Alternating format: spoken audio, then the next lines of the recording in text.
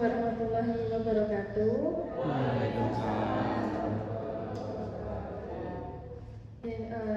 Kegiatan sore hari ini setelah kita senam, kita akan mengadakan sharing session terkait dengan topik komplikasi ginjal hipertensi dan diabetes mellitus. Jadi Bapak Ibu semuanya ini dalam kelompok prolanis baik HT maupun DM. Sebelumnya apa itu sih ginjal?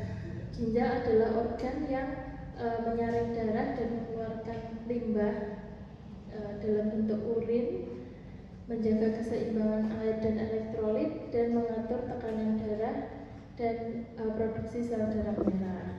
Nah, letaknya di belakang usus ini. Kalau kita melakukan pemeriksaan itu biasanya diketok dari belakang, itu apakah ada nyeri, keluhan pegel, terus keluhan pipisnya lancar boten, pipisnya nyeri atau tidak, seperti itu. Pinggangnya? Oke, pinggangnya.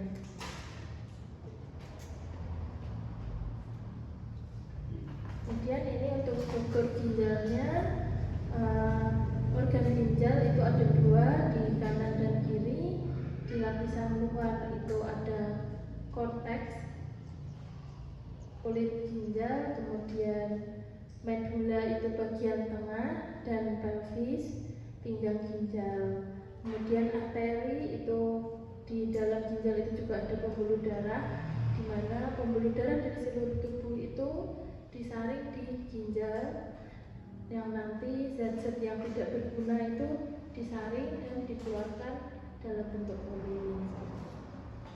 Nah, ginjal terdiri dari jutaan unit kecil bernama nefron. Jadi sel ginjal itu namanya nefron. Kalau dalam bahasa kedokteran ginjal itu namanya nefron gitu.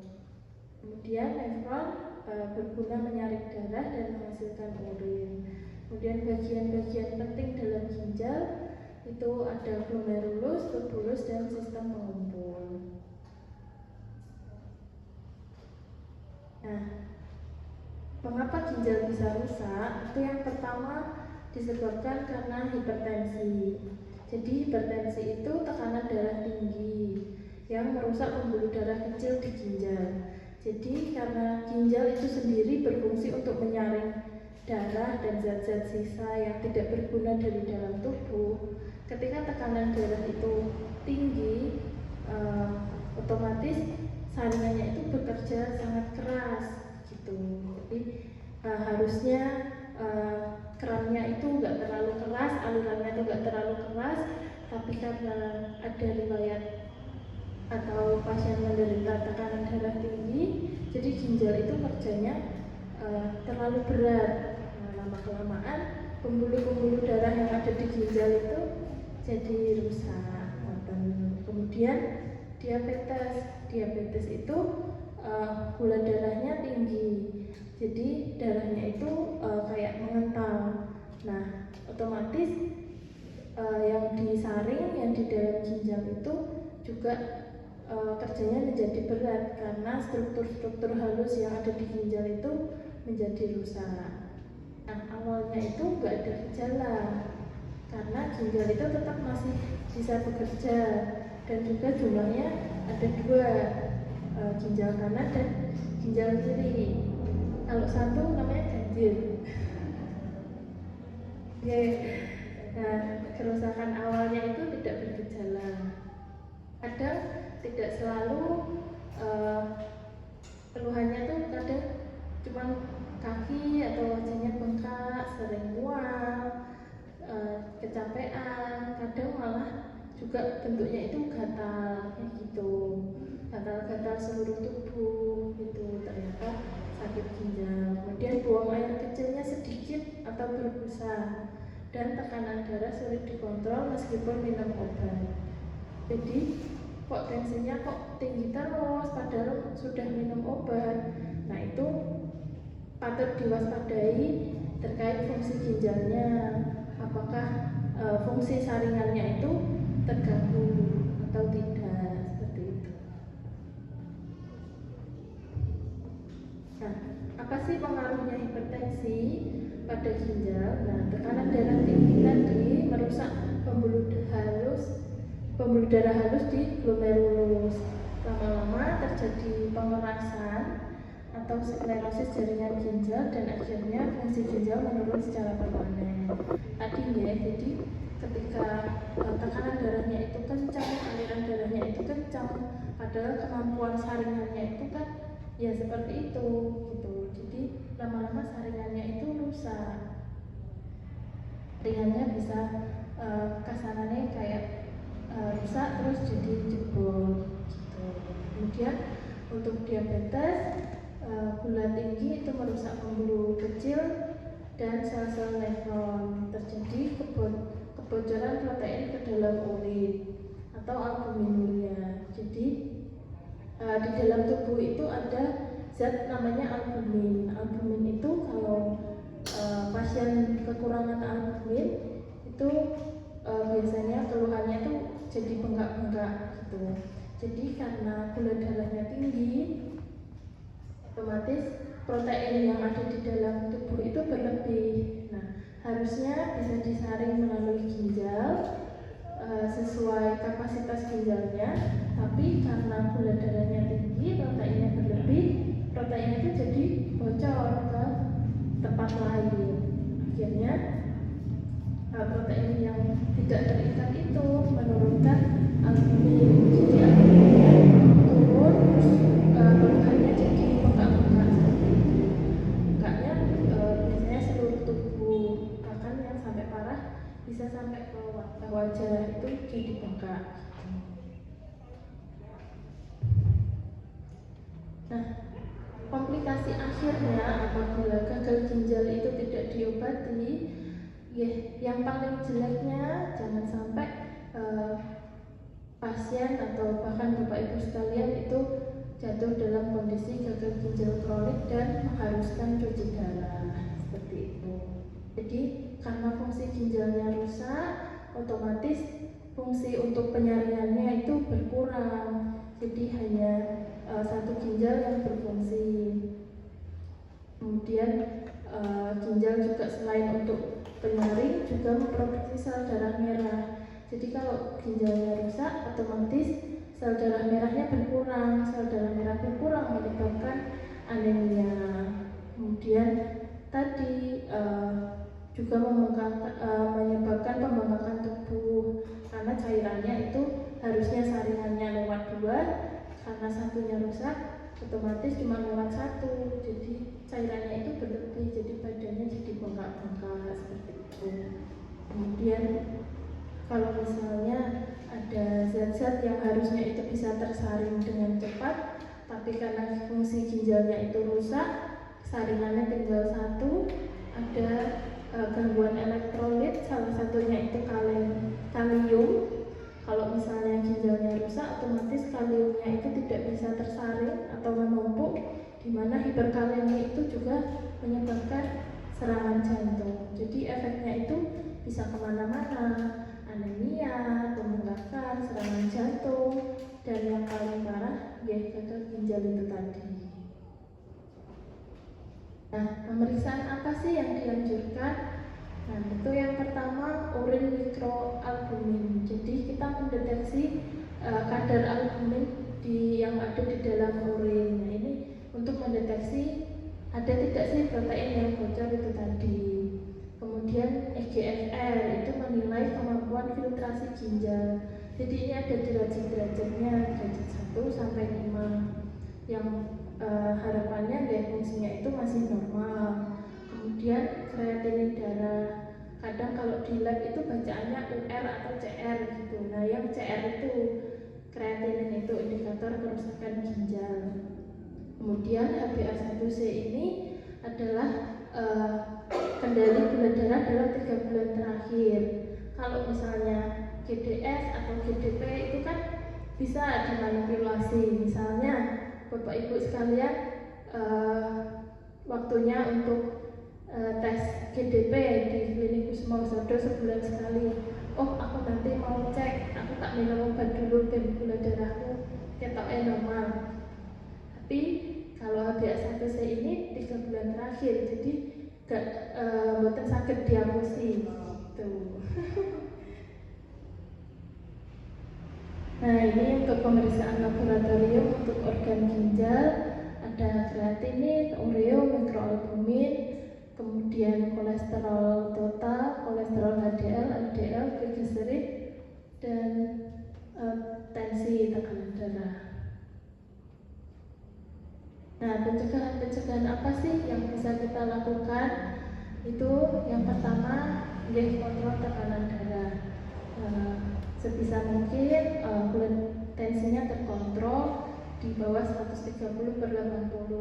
Kemudian gula darahnya juga stabil, HbA1c-nya di bawah 7%.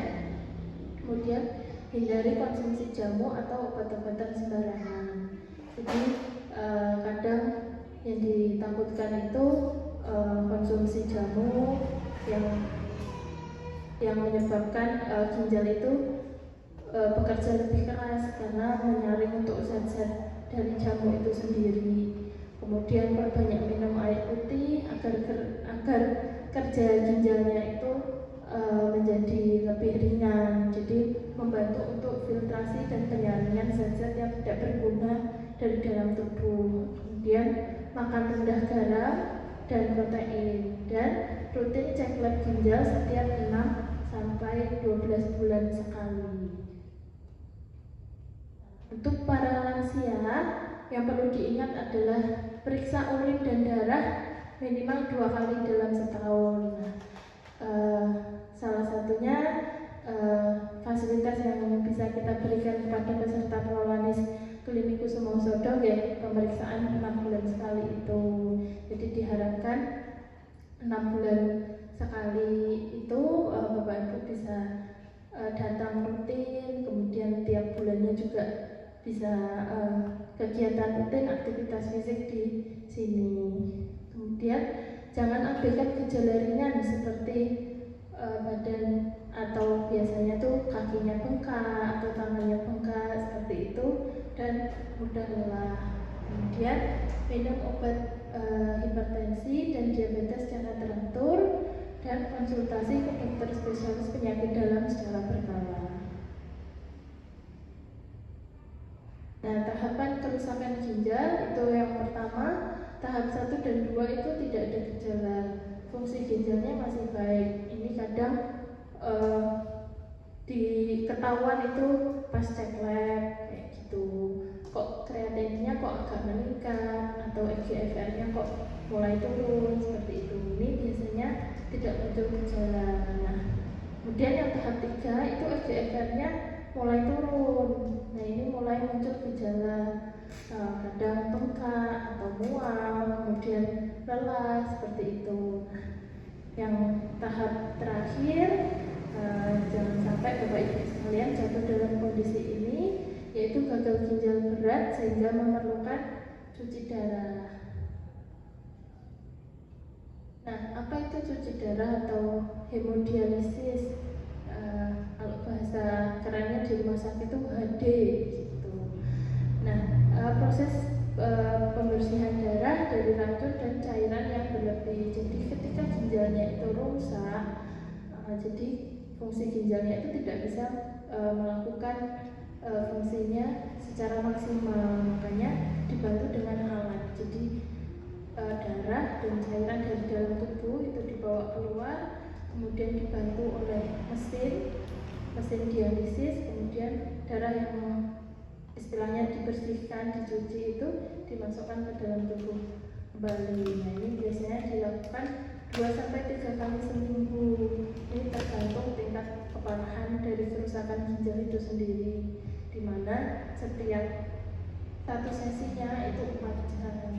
Nah, itu pasti sangat melelahkan, yang sehingga terkait juga pasti capek, jauh gitu. Jadi jangan sampai Bapak Ibu jatuh dalam kondisi gagal ginjal.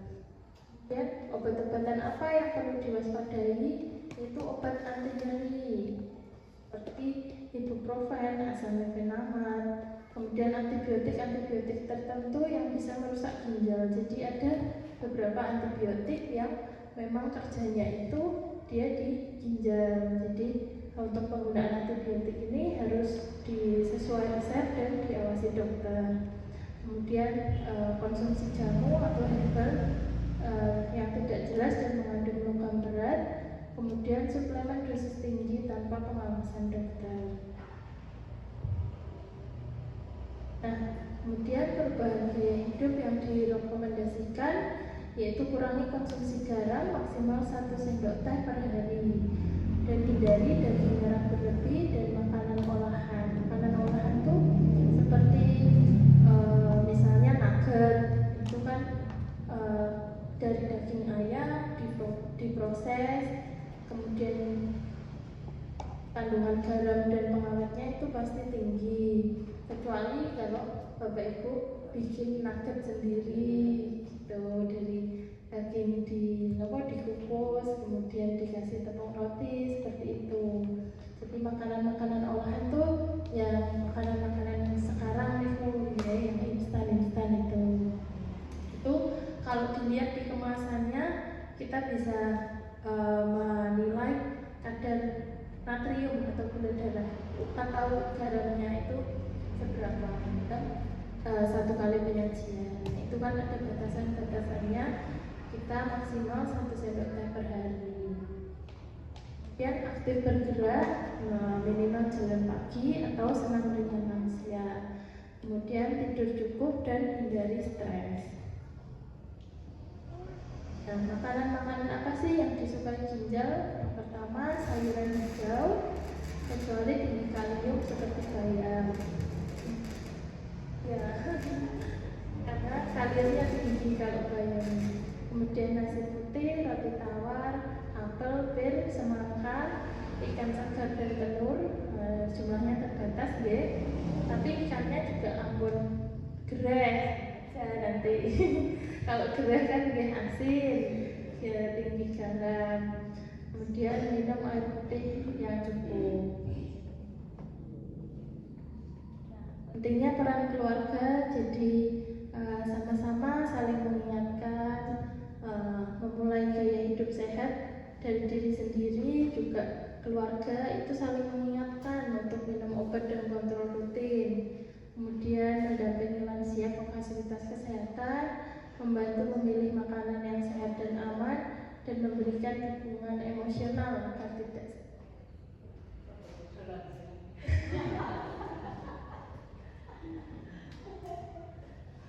Nah, kesimpulannya dan harapannya, yang pertama, ginjal itu bisa rusak pelan-pelan tanpa gejala.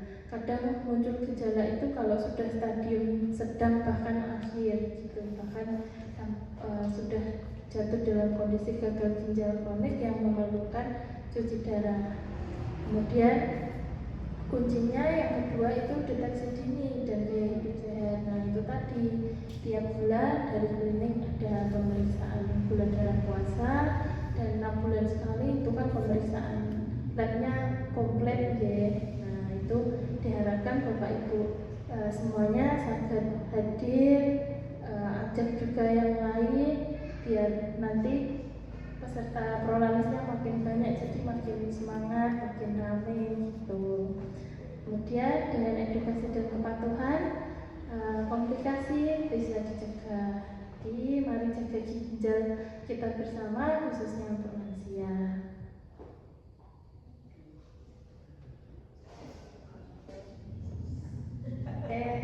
Begitu dari saya. Mungkin Bapak Ibu ada yang mau ditanyakan, mau sharing, monggo pengalaman.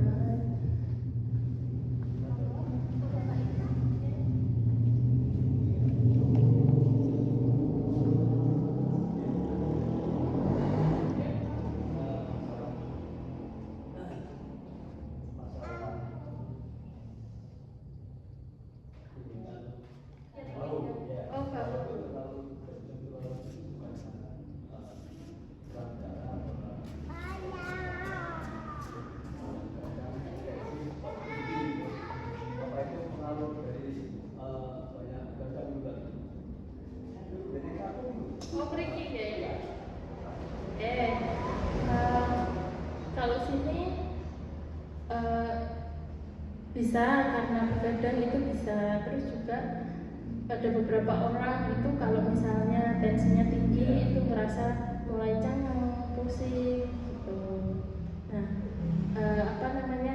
Jadi bisa pas misalnya gejala seperti itu bisa cek, yang pertama cek tensi dulu, kemudian minum air putih yang banyak dan olahraga rutin kayak peregangan lah minimal. Saat di pagi hari itu juga berjemur, jadi biar kita dapat vitamin D alami dari matahari. Jadi vitamin D itu juga berfungsi untuk kesehatan dan untuk tulang juga gitu. Oke, ada lagi?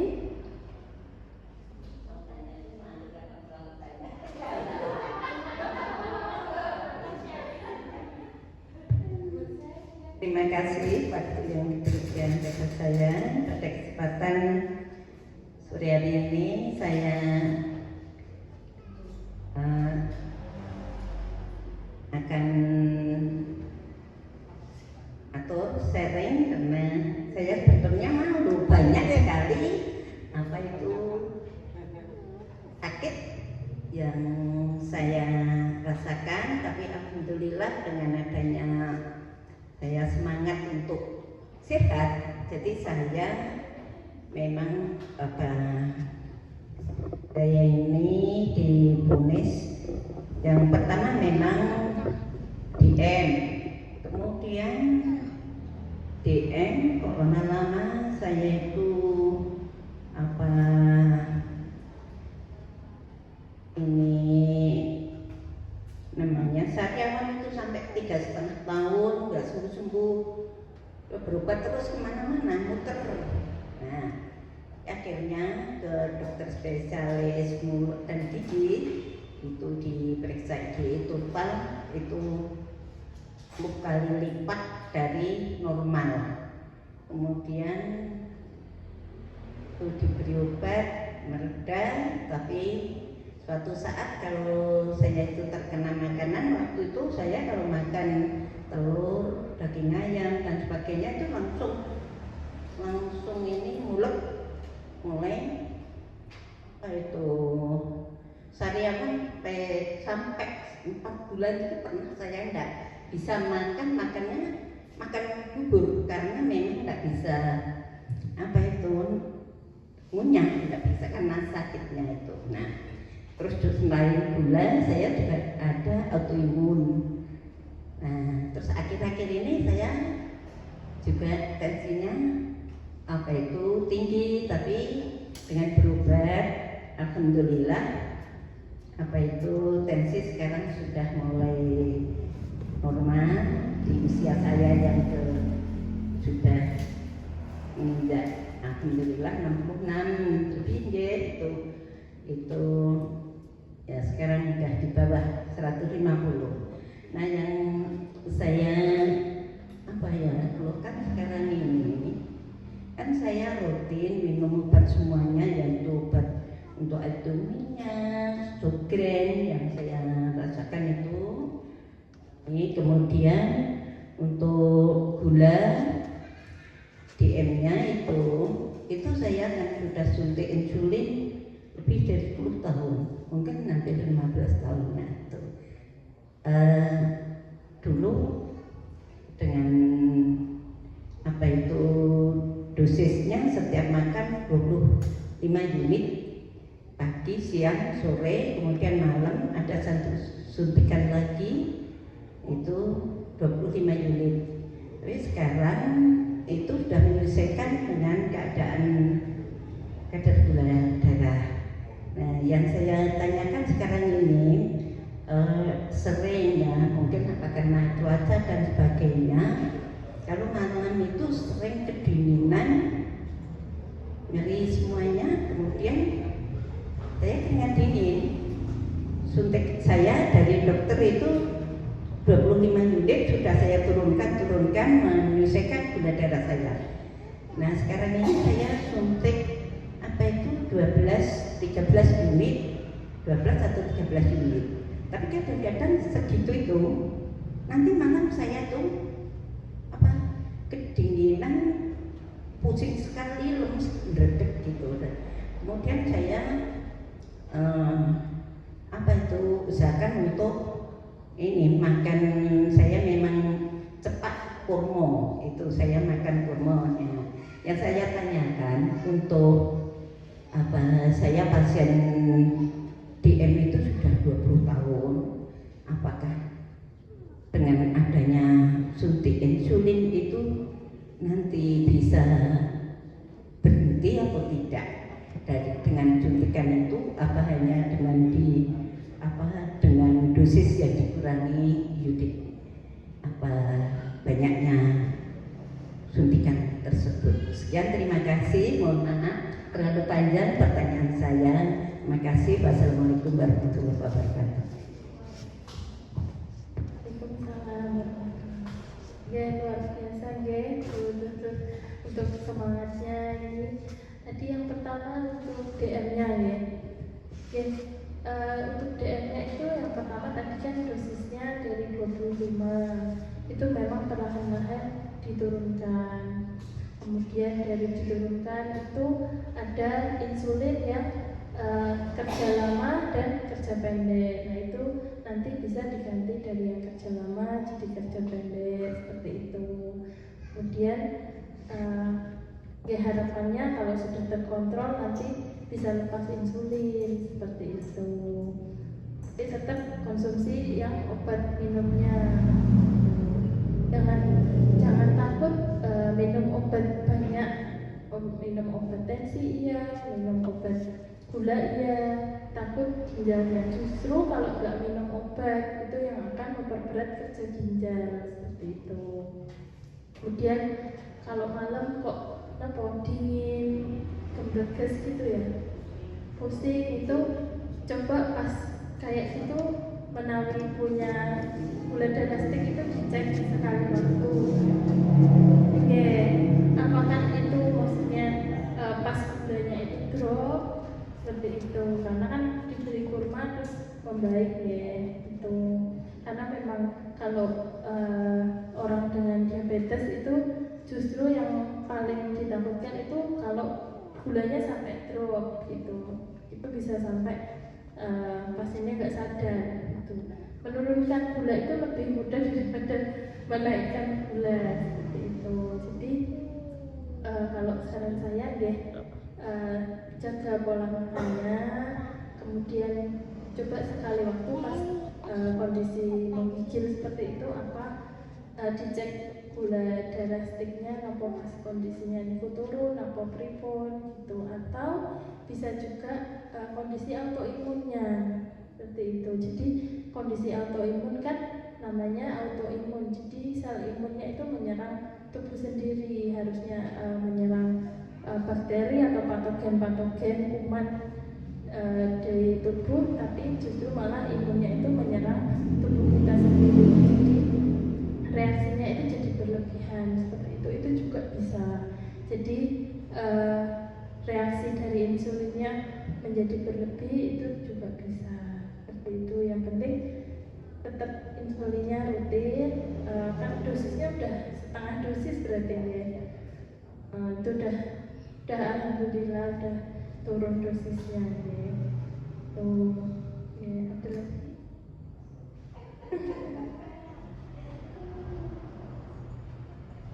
Ada lagi Bapak Ibu monggo. Itu ya, yang penting minum obatnya rutin, monggo cek tensi ke sini, cek gula darah, monggo. Sekian dari saya, semoga bermanfaat dan sehat selalu untuk Bapak Ibu semuanya.